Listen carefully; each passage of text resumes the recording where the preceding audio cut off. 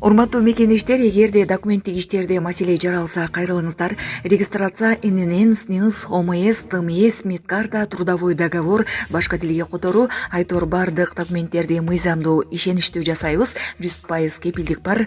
Ал үчүн +7906 875 15 15 номерибиз кызматыңыздарда. Биз менен кызматташ болуңуздар. Садыр Жапаров Ташиевдин уулу инвестор болгон Өзгөн районундагы айланма жолду ачты. 6 декабрда Ош облустун Өзгөн районундагы айланма жол ачылды. Ага президент Садыр Жапаров катышты. Бул туурасында президенттин маалымат кызматы билдирди. Маалымдалгандай, мамлекет башчысы өз сөзүндө айланма жол салуу менен өлкөбүздүн транспорттук инфратүзүмүн эле өнүктүрбөстөн элдин жашоо турмушун жакшыртууга багытталган маанилүү салым болгонун айтты. Өзүңүздөргө белгилүү болгондой, үстүздөгү жылдын январь айында башталган бул долбоорду мына декабрь айынын башында ишке берип жатабыз. Долбоордун алкагында жаңы жол гана салынбастан Кара дарыяга 197 метрлик жана Жазы дарыясына 77 метрлик 2 чоң көпүрө салынгандыгын баса белгилеп кетейин. Жергиликтүү калкка ыңгайлуу шарттар түзүлүп, айланма жолду мал айдап өтүүсү жана ички айылдардын каттамы үчүн жолдун асты менен өтүүчү өтмөктөр дагы курулду деп белгилеген Садыр Жапаров. Белгилей кетсек, жолдун узундугу 14 чакырым, туурасы 24 метр болуп, 4 тилкейден турат. Анын ичинде 2 көпүрө салынган, 22 чакырым темир тосмолор орнотулуп, төлөм пункттары заман талабына ылайык курулган. Долбоордун жалпы суммасы 2,6 миллиард сомду түзөт. Булак Супер Кейжи. Путин Беларустун аймагына Орешник ракетасы качан жайгаштырыла тургандыгын билдирди. Александр Лукашенко Владимир Путинден орусиялык эң акыркы куралдарды, анын ичинде Орешник баллистикалык ракетасын Беларустун аймагына жайгаштырууну суранды. Бул туурасында орус басылмалар жазды. Маалымдалгандай, Лукашенко жакында эле Орусия Орешник ракетасын ийгиликтүү учуруп, атаңдаштарга белгилүү бир деңгээлде таасирин тийгизгендигин айткан. Путин өз кезегинде 2025 жылдын орто ченинде аталган аскердик техника Беларустун аймагына орнотула тургандыгын убадалады. Беле кетсек, Минскте Владимир Путиндин катышуусунда Орусия менен Беларустун жогорку мамлекеттик кеңешинин жыйыны болду. Анда эки мамлекет ортосундагы коопсуздук кепилдик боюнча келишимге кол коюлду. Путин баштаган дагы бир нече президент Садыр Жапаровду 56 жашка чыгышы менен куттукташты.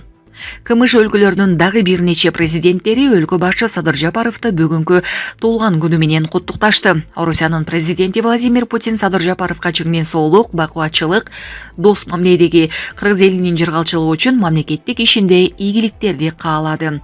Өзбекстандын президенти Шавкат Мирзиёев сиздин элдин жашоо деңгээлин жогорулатуу жана бакубаттуулугун камсыз кылуу, Кыргызстандын эл аралык аренадагы аброюн мындан ары жогорулатуу боюнча жигердүү аракетиңиз өзгөчө көңүл бурууга татыктуу деп куттуктады президент.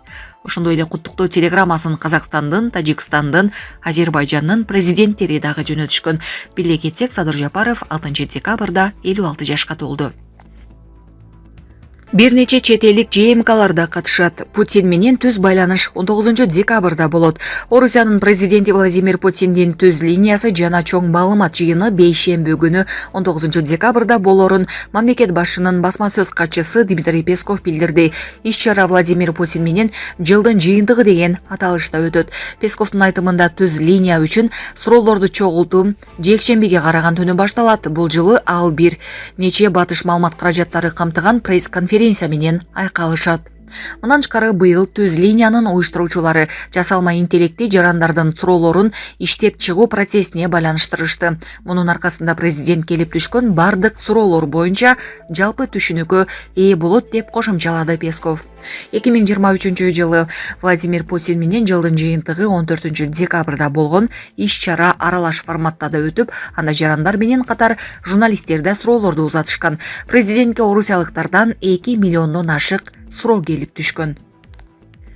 УКМК эми чек ара кызматкерлерин кармады. Чек ара кызматынын аскер кызматкерлери пара алуу фактысы менен кармалды. Бул тууралуу УКМК кабарлады. УКМКнын маалыматына ылайык, чек ара кызматынын аскер кызматкерлери ири өлчөмдө акчалай сыйлык үчүн чет мамлекеттин жаранына Кыргызстандын чек арасын мыйзамсыз кесип өтүүгө аракет кылып, республиканын аймагында жасаган укук бузуулар үчүн тергелип жаткан кылмыш ишинен жашырууну максатында көмөк көрсөтүшкөн. Чет мамлекеттин жараны Кыргызстандын аймагындагы ири суммадагы акчалай сумманы төлөө белгилөө боюнча милдеттенмелерден качуу максатында Кыргызстандын чегинен тышкары жүрүүгө убактылуу чектөө бар экенин түшүнүп, Көлбаевдин уюшкан кылмыштуу тобунун активдүү мүчөсү болуп саналган менен ири өлчөмдөгү акчалай сыйлык алуу үчүн бул ишке айрым чек арачыларды тартуу менен Кыргыз Республикасынын чегинен тышкары чыгууну көздөгөндүгү аныкталган деп билдиришти УКМКдан.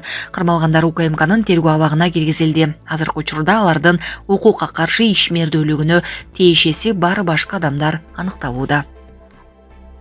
Мойнун кескилеген Имам Меденташевдин учурдагы абалы белгилүү болду. Сот залында өз өмүрүнө кол салууга аракет кылган Имам Меденташевдин абалы учурда канааттандырарлык деп бааланды.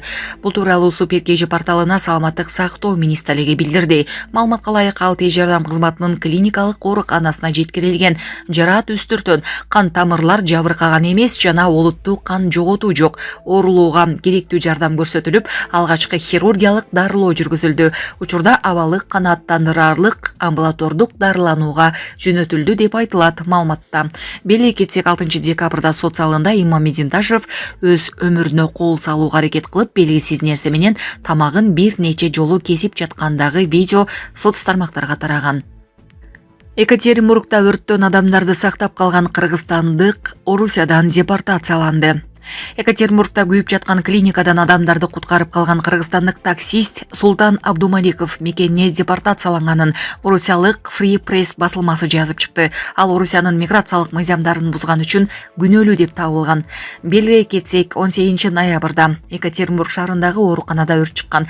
Ошол маалда таксист Султан өтүп бара жаткан. Ал куткаруучуларга жардам берүү үчүн жетип барып түтүндү жутуп ооруканага түшкөн. Анын документтерин текшерүү учурунда милиция мыйзам бузууларды аныктаган.